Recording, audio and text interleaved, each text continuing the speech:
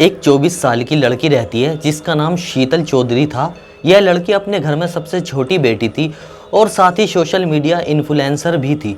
यह कुछ हरियाणवी वीडियोस में बतौर आर्टिस्ट काम भी करती थी। कुछ साल पहले इसकी शादी संदीप नाम के एक लड़के के साथ हुई थी। शादी के बाद सब कुछ बहुत बढ़िया था। इनके घर में एक बेटे का जन्म होता है, लेकिन बेटे होने के बाद पति और पत्नी में कुछ अनबन शुरू हो जाती है, जिसके चलते यह दोनों डिवोर्स लेने का फैसला कर लेते हैं। डिवोर्स होने के बाद इनका बेटा अपने पिता के साथ चला जाता है, जबकि शीतल चौधरी व अपनी बड़ी बहन नेहा के साथ रहना शुरू कर देती है। क्योंकि नेहा का पति यूएस में जॉब करता था, वह भी अकेली ही रहती थी, इसलिए शीतल उसके पास चली जाती है। कमाई के जरिए की अगर बात करूं तो शीतल एक मॉल में काम करना शुरू कर देती है, जहां से कमाई करके उसके खर्च का गुजारा होता था। लेकिन धीरे धीरे सोशल मीडिया पर वो वायरल होने लगती है। कुछ और हरियाणवी वीडियोस में उसे काम मिलना शुरू हो जाता है, जहां से अच्छे खासे पैसे भी आया करते थे। अब वो मॉल की जॉब छोड़ देती है और पूरी तरीके से वो सोशल मीडिया इन्फ्लुएंसर बन जाती है। अब अच्छा समय चल रहा था। स्वागत आप सभी देखने वालों का, मैं दानिश अंसारी। आज की जो सच्ची घटना आप सुनने जा रहे हैं, ये सच्ची घटना है हरियाणा के पानीपत के सतकरतार कॉलोनी में एक 24 साल की लड़की जिसका नाम शीतल चौधरी था। बात कर रहा हूँ 14 जून 2025 की। घर से 25 किलोमीटर की दूरी पर एक शूट के लिए शीतल चौधरी को जाना था, जिसके बारे में वह अपनी बड़ी बहन नेहा को बताती है। वो सुबह से घर से निकल जाती है। रात के करीब 8 या 9 बजे तक उसे वापस आ जाना था, लेकिन रात के 11 बज जाते हैं और फिर 12 भी बज जाते हैं, लेकिन शीतल चौधरी घर वापस नहीं आती। अब उसकी बड़ी बहन नेहा परेशान होती है। वो लगातार शीतल को फ़ोन कर रही थी। पहले तो कोई कॉल नहीं उठ रही थी और उसके बाद शीतल का फ़ोन भी स्विच ऑफ हो जाता है। नेहा उसके साथ काम करने वाले लोगों को कॉल करती है, उनसे पूछती है तो पता चलता है कि शीतल तो 9 बजे ही शूट से निकल गई थी। उसके बाद वह कहाँ गई है किसी को भी नहीं पता। अब थक हार कर वह शीतल चौधरी की बड़ी बहन नेहा पुलिस स्टेशन में जाती है। वो शीतल की गुमशुदगी की रिपोर्ट लिखवाना चाहती थी, लेकिन 14 जून 2025 की पूरी रात वो घूमती रही, लेकिन किसी भी पुलिस स्टेशन में शीतल की गुमशुदगी की रिपोर्ट नहीं लिखी गई। पुलिस इस मामले को सीरियस ले ही नहीं रही थी। पुलिस का कहना था कि 24 घंटे से पहले वो मिसिंग रिपोर्ट फाइल नहीं कर सकते हैं। और ऐसे ही देखते देखते 15 जून 2025 का दिन आ जाता है। शाम के तकरीबन 9 बजे यहाँ पर पुलिस शीतल चौधरी की गुमशुदगी की रिपोर्ट लिखती है। अब एक तरफ तो पुलिस शीतल चौधरी को ढूंढना शुरू कर देती है, छानबीन शुरू कर देती है। वहीं एक दूसरी तरफ दूसरा हादसा भी हुआ था। यह हादसा भी 15 जून 2025 की सुबह तकरीबन 2 और 3 बजे के बीच में हुआ था। दरअसल पानीपत के शांतिनगर कॉलोनी के पास एक छोटी सी नहर बहती है। वहां पर रात के तकरीबन 2 या 3 बजे के आसपास कुछ लोग देखते हैं कि एक गाड़ी नहर में जाकर गिर गई है। उस गाड़ी के अंदर एक व्यक्ति था। लोग इस व्यक्ति को नहर से बाहर निकालते हैं। हालांकि गाड़ी जो है वह पानी में डूब चुकी थी। इस व्यक्ति को भी चोट आई थी। वो लोग इस व्यक्ति को नज़दीकी हॉस्पिटल में जाकर एडमिट करा देते हैं। सुबह तकरीबन 6 से 7 बजे के आसपास पुलिस आती है। उस गाड़ी को बाहर निकाला जाता है।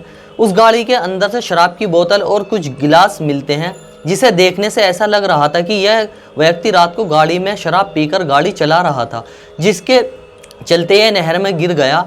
इस व्यक्ति से बयान लेने के बाद हॉस्पिटल में पुलिस जाती है। पुलिस को कहता है कि यह नशे में था, गाड़ी गलती से नहर में चली गई और इसी वजह से यह हादसा हुआ।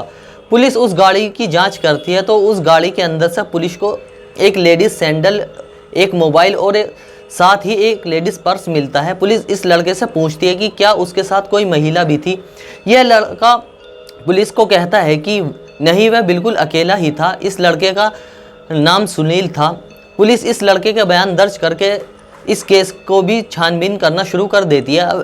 अब एक दिन बाद यानी कि 16 जून 2025 को पुलिस को खबर मिलती है कि सोनीपत के खांडा नामक गांव में एक नहर बहती है और उसी नहर में किसी लड़की की डेड बॉडी मिली है।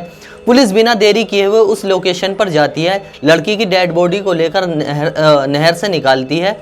उसके हाथ पर विशाल नाम का एक टैटू बना हुआ था। पोस्टमार्टम में पता चलता है कि इस लड़की के ऊपर धारदार चाकू से कई बार हमला किया गया है, जिस वजह से इसकी मौत हुई है। साथ ही पुलिस को यह भी पता चलता है कि इसकी डेड बॉडी उसी नहर से मिली है जिस नहर में पिछले दिन वो गाड़ी डूबी हुई मिली थी। यानी कि यहाँ से ये सारे डॉट्स जो वह कनेक्ट हो रहे थे। पुलिस उस डेड बॉडी को शीतल चौधरी की बड़ी बहन नेहा को दिखाती है। वह देखते ही अपनी बहन को पहचान लेती है और कहती है कि मेरी छोटी बहन शीतल चौधरी ही है। अब यहाँ से पुलिस को इतना तो डाउट हो ही रहा था कि शीतल की हत्या के पीछे उस डूबी हुई गाड़ी का कोई ना कोई कनेक्शन ज़रूर है, और इसी के चलते उस गाड़ी के मालिक सुनील से फिर से बात की जाती है। लेकिन वो अभी भी यही कह रहा था कि किसी शीतल नाम की लड़की को वो नहीं जानता और उस रात गाड़ी में वो अकेला ही था। अब पुलिस यहाँ पर अपनी छानबीन का दायरा बनाती है। पानीपत और सोनीपत की जॉइंट ऑपरेशन स्टार्ट होता है और इसी में सबसे पहले शीतल चौधरी का उस दिन जहां पर शूट था वहीं की सीसीटीवी फुटेज निकाली जाती है। साथ ही उसकी कॉल डिटेल्स भी निकाली जाती हैं। सीसीटीवी फुटेज में देखा जाता है कि 14 जून 2025 की रात को वो अपना शूट खत्म करने के बाद एक व्यक्ति के साथ गाड़ी में बैठकर गई थी तकरीबन 9 बजे के आसपास, और यह गाड़ी कोई और नहीं बल्कि वही गाड़ी थी जो उस दिन नहर में डूबी हुई मिली थी और जिसको सुनील नाम का व्यक्ति चला रहा था। यहाँ से यह तो क्लियर हो गया था कि शीतल उस रात सुनील के साथ ही थी, लेकिन सवाल यह उठ रहा था कि आखिर सुनील इस बात से मना क्यों कर रहा था। उसके अलावा शीतल की कॉल डिटेल्स जब निकाली जाती हैं तो आखिरी बार उसने विशाल नाम के एक लड़के से बात की थी और शीतल के हाथ पर भी विशाल नाम का एक टैटू था। इसलिए पुलिस बिना देरी किए हुए विशाल से पूछताछ करती है। विशाल पुलिस को कहता है कि 14 जून 2025 की रात तकरीबन 11 बजे उसी ने शीतल को कॉल किया था, क्योंकि शीतल और विशाल बहुत जल्दी शादी करने वाले थे। वो दोनों रिलेशनशिप में थे और उस टाइम पर वह गाड़ी में ही भी थी, लेकिन बीच में ही कॉल कट हो गया और उसके बाद उसका मोबाइल स्विच ऑफ हो गया था। यानी कि घूम फिरकर शक की जो सुई थी वो उस गाड़ी के मालिक सुनील के ऊपर ही आ रही थी। उसने शीतल को उस रात पिक किया और उसी की गाड़ी नहर में मिली थी। उसी की गाड़ी के अंदर से शीतल का मोबाइल, उसका पर्स और उसके सैंडल मिले थे। लेकिन अगर उस रात शीतल सुनील के साथ थी तो सुनील इस बात से मना क्यों कर रहा था, और साथ ही जो शीतल की डेड बॉडी है वह पानीपत से सोनीपत कैसे पहुंच गई। सवाल बहुत सारे थे, लेकिन सभी का जवाब केवल सुनील ही दे सकता था। इसलिए पुलिस सुनील को फिर से उठा लेती है और इस बार सख्ती से उसके साथ पूछताछ की जाती है। इस बार पूरा सच निकलकर सामने आता है। सुनील नाम का यह व्यक्ति पुलिस को कहता है कि 14 जून 2025 को उसने ही शीतल चौधरी को उसके शूट से पिक किया था। वह दोनों पहले गाड़ी में ही शराब पी रहे थे। शराब पीने के बाद उसने एक चाकू से शीतल चौधरी के ऊपर हमला किया। जब उसकी मौत हो गई तो उसने अपनी गाड़ी को ले जाकर नहर में डाल दिया, जिससे एक हादसा लगे और शीतल की डेड बॉडी उसी नहर में बहकर पानीपत से सोनीपत पहुंच गई थी। लेकिन उसकी गाड़ी में उसका कुछ सामान छूट गया था जो पुलिस को मिल गया था। लेकिन सवाल यह था कि आखिर सुनील ने शीतल की हत्या क्यों की।